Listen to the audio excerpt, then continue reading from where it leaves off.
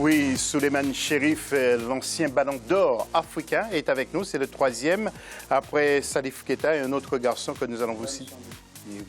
Il était ghanéen. Voilà. Nous avons Saïd Afizi qui est avec nous, connaisseur aussi du football, et Roger Itoto également, éditorialiste. La question de l'FC, pourquoi tant de sélectionneurs à la tête du Maroc? Vous n'hésitez pas, nos réseaux sociaux, mais aussi fc@africa24tv.com. Où va le football marocain? A-t-on enfin trouvé un entraîneur? C'est le dossier de l'FC.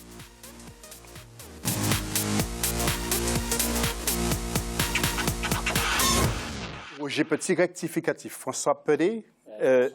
Oui. Ouais, on ne prononce pas les M, mais c'est Pelé. Et puis bon, c'était un attaquant. Exactement. C'était un attaquant, milieu offensif. Voilà. Pas un défenseur. Voilà, c'est cela. Voilà, le rectificatif devrait être fait. Et nous allons voir le sujet sur le Maroc maintenant, avec bien sûr, depuis le 16 février, Hervé Renard, l'homme à la chemise blanche, est le nouvel entraîneur, libre de tout engagement. Il était à Lille depuis novembre 2015. Il a été en quelque sorte limogé, comme on dit souvent. Le technicien français, déjà double vainqueur de la Coupe d'Afrique des Nations avec la Zambie, mais aussi la Côte d'Ivoire, eh bien, il a débarqué là-bas pour faire beaucoup de choses. Nous allons suivre tout ça avec Deo Gracias Podo. Et après, nous allons retrouver notre invité et nos éditorialistes en plateau. Regardez ce sujet. Présenté officiellement le 16 février 2016 par la Fédération royale de football, le technicien français Hervé Renard est désormais le sélectionneur des Lions de l'Atlas du Maroc. Sa mission, qualifier le pays pour la Coupe d'Afrique des Nations 2017, atteindre au minimum le dernier carré de cette compétition et se qualifier pour la Coupe du Monde de 2018. Hervé Renard est un bon psychologue, Hervé Renard est un bon communicant. Il va jouer sur la fibre affective, il tient un langage de vérité et il finit par se faire respecter et par le joueur et par les pays. Hervé Renard doit ramener une forme de sérénité et de confiance au sein de l'équipe parce que longtemps cette équipe a connu des difficultés et la venue de Badou Zaki n'a pas réussi, n'est-ce pas, à redresser la barre. Il y a eu des problèmes dans le vestiaire, même avec la fédération. Mais toujours est-il que le Maroc n'est pas aussi mal loti que cela dans les éliminatoires, donc il va falloir requinquer les troupes et remettre tout le monde dans le sens de la marche. Désireux de s'investir pleinement, les objectifs assignés au nouveau sélectionneur semblent toutefois être à la hauteur de ses ambitions. Hervé Renard sera assisté par Moustapha Hadi, le seul rescapé du staff technique de l'ancien sélectionneur Badou Zaki, limogé début février après 20 mois à la tête de l'équipe nationale. Avec ce nouveau contrat, le Français qui est à sa 4e sélection nationale africaine réussira-t-il cette mission qui semble difficile? Première réponse le 26 mars à Praia face au Cap-Vert, match comptant pour les éliminatoires de la CAN 2017. Le talent seul ne suffit pas, il faut qu'il y ait d'autres ingrédients qui puissent entrer en ligne de compte, notamment que les joueurs se sentent respectés, qu'il y ait cette harmonie, cette cohésion. Ça a été le cas en Zambie, ça a été le cas aussi avec la Côte d'Ivoire. Donc je pense que Hervé Renard a les armes en main pour pouvoir redonner à ce football chérifien c'est l'aide de noblesse. Ben aujourd'hui, il n'y a plus de petite équipe parce que les requins bleus, l'équipe nationale du Cap-Vert, le Cap-Vert a prouvé qu'elle a une formation avec laquelle il va falloir compter sur l'échiquier continental. Si toutes les conditions sont réunies, je pense que le Maroc vraiment se fait parler la poudre. Selon les analystes, pour réussir à la tête du Maroc, Hervé Renard devra également restaurer fierté et confiance dans la tête des joueurs. Cela, semble-t-il, devrait passer notamment par une cohésion entre les joueurs locaux et les binationaux d'origine diverse. Et le championnat, un petit clin d'œil pour vous montrer bien que Wydad Casablanca est en tête de ce championnat devant Fous Rabat. Actuellement. Donc, pour l'instant, nous allons attendre pour le tableau, peut-être d'ici quelques instants. Saïd, un petit mot sur ce championnat. Les deux clubs de Casablanca, ce sont les plus prestigieux du pays? Ah oui, clairement, c'est les deux clubs rivaux, les deux clubs frères ennemis, c'est le Wydad de Casablanca et le Raja. C'est les deux grosses têtes d'affiche de ce championnat-là. C'est les deux clubs qui ont le plus de moyens et qui, historiquement, sont sur la scène continentale les plus prestigieux et qui portent un peu ce championnat-là. Oui, un petit commentaire sur les résultats, Saïd. Oui, on voit que déjà il y a eu le carton plein du Raja Casablanca à domicile au Mouloudia contre le Mouloudia d'Oujda.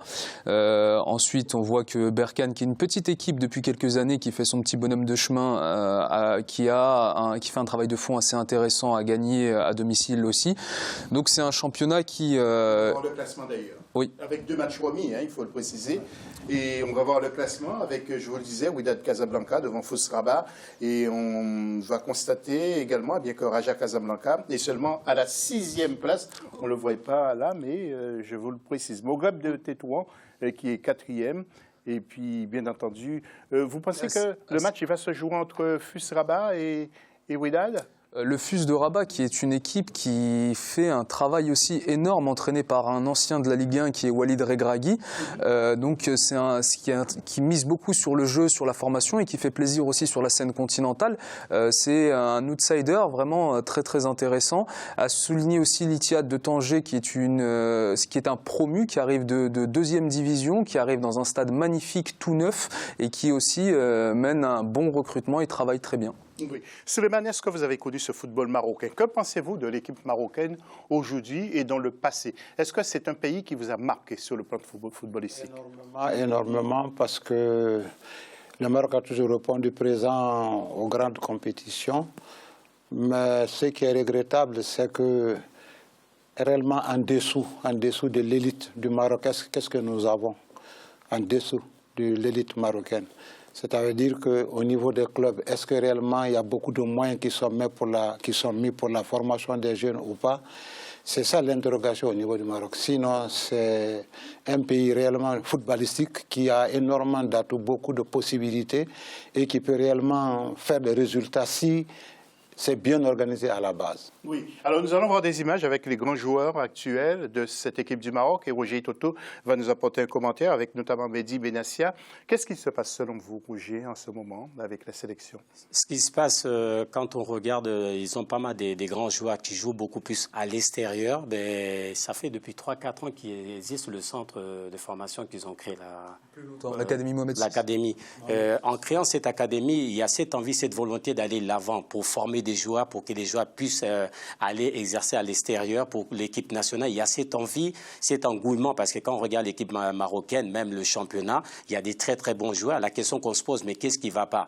Et en voyant tous ces panoplies des entraîneurs qui sont venus pour entraîner l'équipe nationale, en tout, il y en a expatriés, je pense qu'il y en a 6 ou 7, et les locaux aussi pareil. Donc, moi, je pense qu'il y a plutôt un problème interne. Il faut qu'ils arrivent à régler ça, parce que bon, maintenant, Hervé Renard, l'entraîneur qui vient de prendre, mais je pense que ce n'est même pas une question de football. Je pense que c'est dans la tête. Et puis, entre eux, il faut qu'ils arrivent réellement à parler le même langage, à trouver la solution. Parce que là, ils sont en train de tuer le football marocain. Parce qu'avec des joueurs qu'ils ont, quand on regarde en Gênes ou quoi, tout ce que le Maroc est en train de fournir, mais sur le plan international, on n'entend plus parler comme il fut un temps. Oui. Nous allons voir quelques images de joueurs qui marquent en ce moment. Je vous l'ai dit, Mehdi Benassia. Et en même temps, nous allons demander aux spécialistes, bien sûr, car il est marocain avant tout, il connaît bien ce football.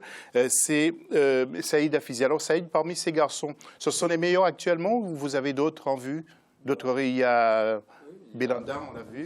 Benassia, qui est le capitaine, c'est le meilleur joueur de cette sélection-là. Mehdi Benassia, qui est un peu miné cette saison par les blessures, mais qui l'année dernière était un titulaire au Bayern de Munich. C'est pas n'importe quoi. Il y a très peu de joueurs africains qui peuvent prétendre à être titulaires au Bayern de Munich. Il y a Younes Belanda, qui aujourd'hui... Oui, défenseur central. Il y a Younes Belanda, qui aujourd'hui est à Schalke, qui commence à s'imposer à Schalke 04. Donc, c'est pas une question de joueurs. On a des joueurs très, très, très intéressants. C'est une question... Mais Saïd, comment expliquez-vous le caractère de Belanda? Parce qu'il ne réussit pas partout. C'est-à-dire, c'est un joueur qui est champion, faut le rappeler, le PSG était déjà dirigé par les Qataris et réussit avec Olivier Giroud, etc., à devenir champion de France avec Montpellier. Ensuite, par la suite, il va au Dynamo de Kiev où il fait quelques saisons plus ou moins réussies. Et il n'était pas à l'aise parce qu'il y a tout un contexte. On savait qu'il y avait des problèmes géopolitiques, notamment en Ukraine où il y a eu une guerre, etc. Moi, il y a plein de choses qui rentrent en ligne de compte. Il n'était pas à l'aise là-bas. Aujourd'hui, il s'épanouit déjà un peu un peu mieux déjà en Bundesliga, qui correspond vraiment... De la France. Oui, au-delà de ça, c'est un contexte qui lui plaît. Le jeu de Bundesliga, c'est quelque chose qui lui plaît. Donc c'est un bon joueur. Maintenant, on attend aussi beaucoup plus de lui. Il y a beaucoup de joueurs. On attend plus de ces joueurs-là. Youssef El Arabi en Espagne, Barada à l'Olympique de Marseille. On a des joueurs capables de rivaliser avec les sélections africaines. Maintenant, il y avait un problème de discipline que Badou Zaki a plus ou moins réglé. Donc, on va y revenir justement tout à l'heure parce que Badou Zaki, je n'ai pas compris pourquoi vous l'avez viré. Pourquoi on l'a viré, je n'ai pas compris. Alors, nous allons écouter justement votre nouvel entraîneur, Hervé Renard. Écoutez ce qu'il a dit lorsqu'il est arrivé en conférence de presse. Je suis ravi d'avoir été nommé sélectionneur de l'équipe nationale du Maroc. Le président vous a présenté les objectifs qui se présentent sur notre route. Le premier objectif, bien sûr, c'est la qualification pour la Coupe d'Afrique 2017, ce qui n'est pas très loin.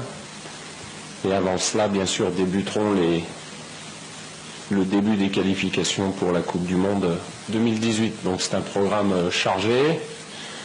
L'équipe est bien lancée pendant ces éliminatoires puisqu'elle a remporté ses 2 premiers matchs. Donc je félicite le sélectionneur précédent pour ses excellents résultats.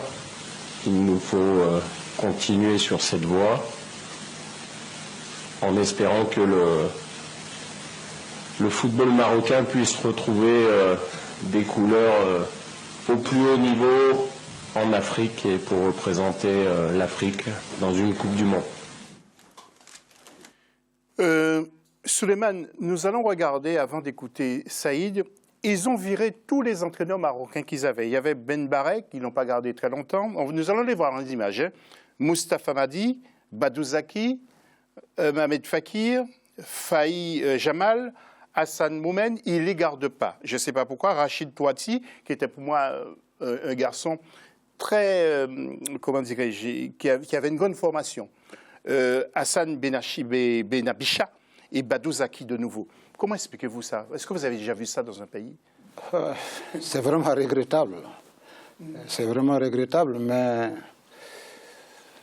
ce balai incessant des entraîneurs au niveau des sélections du Maroc, moi je ne trouve pas ça vraiment payant parce qu'en fond, qu'est-ce que ça a rapporté? Après avoir limogé 13 entraîneurs, qu'est-ce que ça a rapporté au Maroc? Saïd, qu'est-ce que ça a rapporté? Si on fait le bilan justement de toute cette valse d'entraîneurs, parmi ceux que vous avez cités, il y avait des intérimaires, mais passons, il y a eu une valse. Il y a eu une valse d'entraîneurs. On est effectivement depuis le dernier fait de gloire de cette sélection, c'est une finale de Coupe d'Afrique en 2004. Donc ça commence à faire vraiment très long pour le supporter lambda. Ça n'a strictement rien apporté parce qu'effectivement, notamment sur le dernier cas, on va parler du cas Badou Zaki qui interpelle énormément. On gagne 2-0 à domicile.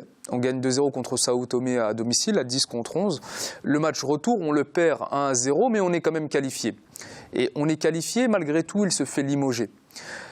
Mais on dit qu'il ne pratique pas un beau football, que le supporter n'apprécie pas le football de Badou Zaki, qu'il n'a pas réussi, malgré tout le temps qu'on lui a laissé, à mettre en place un football attrayant, à mettre en place un football offensif qui correspond aux caractéristiques de nos joueurs, etc.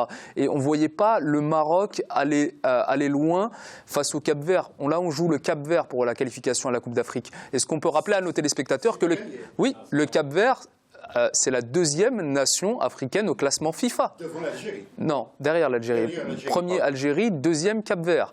D'accord. Donc le Cap-Vert, c'est pas du tout gagné. Et là, on met Hervé Renard dans des conditions qui sont pas optimales parce qu'il arrive, il faut qu'il connaisse les joueurs, il faut qu'il les entraîne, qu'il les voit, il faut qu'il fasse lui aussi son propre avis, qu'il sélectionne des joueurs. Donc lui, il va lui falloir du temps pour mettre tout ça en place. Pourquoi ne pas avoir laissé un sélectionneur on lui laisse finir son son objectif. S'il se qualifie, on le garde. S'il ne se qualifie pas, on le limoge. Merci Saïd. Avec Roger et Toto, il faut quand même que Roger dise un petit mot avant de mettre un terme à cette deuxième partie d'émission. Roger, nous allons voir les entraîneurs européens qui sont passés au Maroc. Il y a Henri Kasperzak qui est très connu, c'est le franco-polonais. Il est franco-polonais. Philippe Troussier qui n'était pas si mal non plus. Henri Michel aussi. Nous allons voir les images, hein, si vous voulez bien. C'est le procès du Maroc. Oui, non, mais attendez, il faut parler du Maroc comme il faut. Roger Lemaire, ça c'est Troussier. Là, c'est Henri Michel. Henri Michel. Il y a Roger Lemaire, Eric Guéretz et maintenant Hervé Renard. Vous, Roger, un petit mot. Les entraîneurs, pour moi, qui ont marqué, il y a non, pas Hervé Renard, pas Guéretz, Roger Lemaire et Henri Michel. Mais c'est vrai qu'ils ont eu des grands entraîneurs qui sont passés. Et ces entraîneurs-là, moi, j'ai beaucoup plus aimé quand c'était Roger Lemaire qui était en place. Il a réussi à mettre un style de jeu, il a réussi à restructurer cette équipe. Mais après, par la suite, c'est vrai qu'il y a eu ce vaste des entraîneurs qui... parce que les supporters qui n'aimaient pas ce style de jeu, ou l'équipe ne jouait pas, mais on cherche au départ, on cherche le résultat pour que l'entraîneur puisse avoir le temps de pouvoir, pour finir, mettre un style de jeu en place. Donc c'est un peu regrettable parce que là, on voit Hervé Renard qui arrive. Pour moi, il n'y aura pas assez le temps pour pouvoir mettre une équipe en place et il va essayer de bricoler rapidement pour essayer de faire un résultat. Voilà, c'est effectivement ce que Saïd nous disait. Messieurs, nous sommes désolés de mettre terme à cette deuxième partie d'émission parce que nous sommes vraiment pris par le temps. On se retrouve tout à l'heure pour la troisième partie. Et il faut aussi que nous faisions un peu plus connaissance avec Souleymane Chérif. À tout de suite.